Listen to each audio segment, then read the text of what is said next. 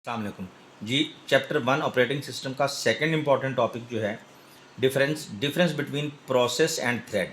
एक कॉन्सेप्ट पहले समझ लें, उसकी बेस पे आपके ये तीनों डिफरेंसेस जो मैंने लिखे हैं आपको इंशाल्लाह रेडी हो जाएंगे। ये प्रोसेस को आप इस तरह ज्यूम कर लें जैसे कॉलेज के अंदर क्लासेस चल रही होती हैं, तो ये प्रोसेस हैं, ठीक है। हर क्लास एक प्रोसेस है, डिफरेंट रूम में वो क्लास एग्जीक्यूट हो रही है, डिफरेंट टीचर उसको एग्जीक्यूट कर रहे हैं, ठीक है।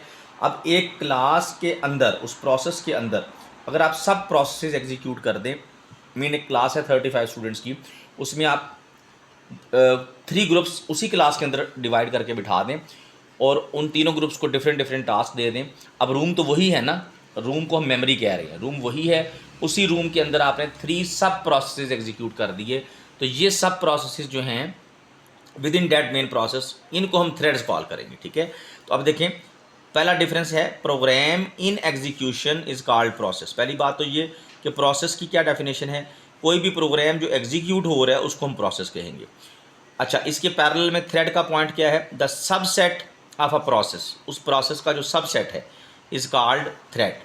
सेकंड डिफरेंस आप ये रेडी कर लें कि processes run in separate memory space. Definitely जैसे कॉलेज के अंदर classes run in separate memory space, separate rooms, ठीक है। तो इसी तरह processes run in separate memory space. अब थ्रेड क्या है, वो थ्रेड तो उस क्लास के अंदर ही सब प्रोसेस है ना, तो वो थ्रेड जो यानी वो सब प्रोसेस जो है वो तो उसी क्लास के अंदर रन होगा, ठीक है। तो इसी तरह कंप्यूटर में भी थ्रेड जो है वो उस प्रोसेस का ही सब पोर्शन है, तो threads run in shared memory space, ठीक है।